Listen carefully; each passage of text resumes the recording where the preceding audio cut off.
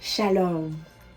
Un jour, une amie m'a dit, le Seigneur ne se met jamais en colère. Et elle a cité la Bible en disant, la Bible dit que Dieu est un Dieu riche en bonté. Et elle s'est arrêtée là. Et elle m'a dit, quels que soient nos abus, quels que soient nos excès, nos péchés, nos fautes, le Seigneur nous pardonne toujours. Mais il ne se met jamais en colère. Et là, moi, je lui ai dit, est-ce que tu es sûr que le verset que tu as cité s'arrête juste ici? On allait vérifier. Je lui ai dit, le Seigneur est lent à la colère, mais il est riche en bonté. Cela ne veut pas dire que le Seigneur ne se met pas en colère. Ça veut juste dire que le Seigneur tarde à se mettre en colère. Mais il se met effectivement en colère. Donc ça ne veut pas dire que nous devons abuser de sa richesse en bonté. Généralement, les gens ont cette idée-là. Les gens ont cette pensée, ont cette façon de réfléchir vis-à-vis de la nature de Dieu. Et ce n'est pas avec seulement mon ami que j'ai entendu ça. J'ai entendu ça plusieurs fois, à plusieurs reprises, avec différentes personnes. Donc, j'ai même déjà entendu ça dans une petite assemblée où on disait « Dieu ne se met jamais en colère ». Et c'est ce qui nous pousse à continuer à pécher, à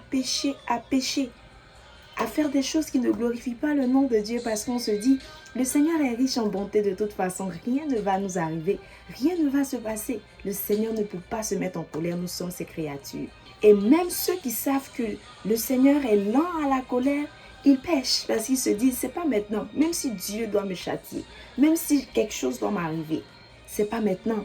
Donc je peux continuer à faire ce qui ne lui plaît pas et demander pardon à chaque fois. Et ça devient comme un amusement, ça devient comme une routine, ça devient comme une plaisanterie pour nous. Non, je vais le faire, mais Dieu, je sais qu'il va me pardonner. Il est lent à la colère de toute façon. Je peux dire que le peuple d'Israël se retrouve dans ce groupe-là, de ces personnes qui savent que effectivement le Seigneur se met en colère, mais ils continuent dans leur mauvaise voie.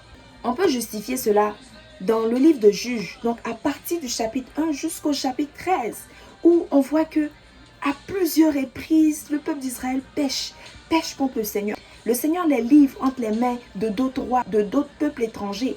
Mais lorsqu'ils crient à Dieu, le Seigneur les délivre toujours. Mais il recommence à chaque fois jusqu'au verset 13. Et là, la dernière fois où la Bible a abordé le fait que le peuple d'Israël a encore péché, donc est encore retourné dans ses voies, la Bible dit que le Seigneur les a livrés pendant 40 ans. Et il a permis que les peuples étrangers demeurent parmi eux. Le Seigneur ne s'est pas pressé de chasser ces peuples étrangers du milieu du peuple d'Israël. Peut-être que tu es constamment malade, tu as constamment des problèmes, des difficultés dans un aspect de ta vie bien précis. Dans ta famille, il y a toujours des difficultés, des problèmes. Peut-être que tu n'arrives pas à te marier, peut-être que tu n'arrives pas à avoir ce voyage que tu rêves d'avoir depuis, ce voyage de business, ce voyage d'affaires, ce voyage d'études. Peut-être que tu luttes dans un aspect particulier de ta vie.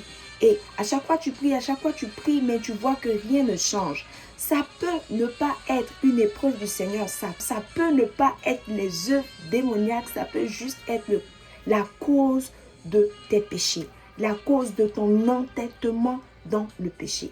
Je me disais, si le peuple d'Israël avait cessé de pécher et se repentait sincèrement et arrêtait ses mauvaises pratiques, peut-être qu'ils allaient être délivrés de tous les peuples étrangers qui les fatiguaient, les peuples étrangers avec qui ils luttaient.